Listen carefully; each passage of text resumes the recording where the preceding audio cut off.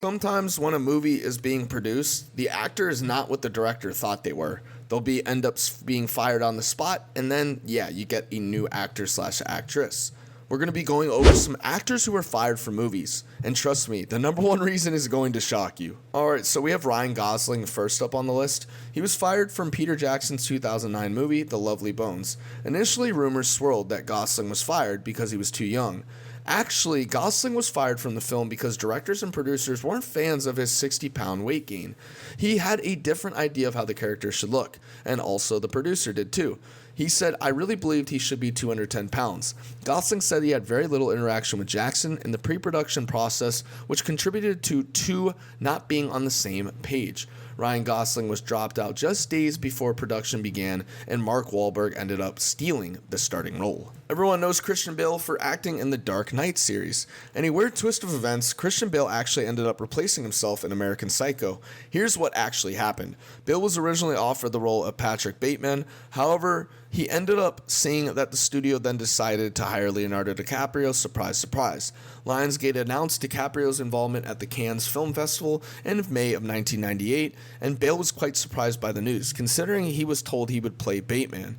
He ended up getting so angry that he actually ended up going into the studio the very next day after he got released and ended up threatening DiCaprio. Let's just say these two probably aren't on the best of terms right now. I know that was almost 20 years ago, but still, you can't go around doing stuff like that. Anne Hathaway was the leading lady and was originally supposed to be cast to play Allison Scott in the 2011 film Knocked Up.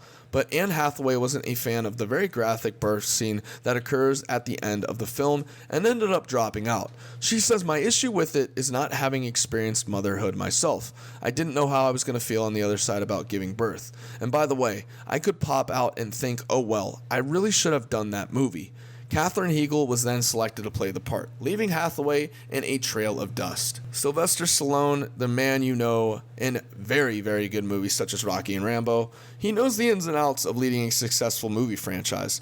But one hugely popular film series that Stallone may look back on with regret is Beverly Hills Cop. According to the New York Times, Stallone was originally cast as the Detroit cop Axel Foley in the film, but struggled with certain comedic elements in the project. Though director Martin Brest reportedly tried to work with the actor's request for specific changes, he threw up his hands when Stallone attempted to rewrite the entire script.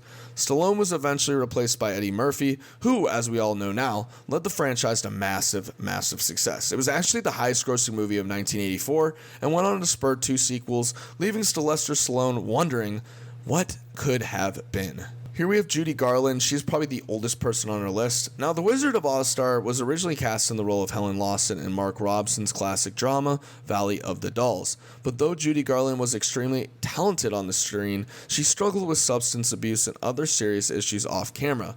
She was one of those childhood stars who ended up growing up and was blessed by the gods to have work as an older woman. However, it doesn't always work that way in Hollywood. You don't always get that perfect Hollywood screen picture ending finish, and yes, she was kicked to the curb. Lastly, we have Colin Firth. Now, Paddington, the 2014 adaptation of 1958 book, A Bear Called Paddington, was supposed to feature Colin Firth as the voice of the adorable, diminutive bear. The actor actually completed all of the voiceover work for the film, but after the finished project was complete, producers concluded that Firth's mature tone was not right for the character. Firth reportedly agreed and consented to being replaced with Ben Whishaw. Paddington went on to earn strong reviews and became a surprise hit in the United States.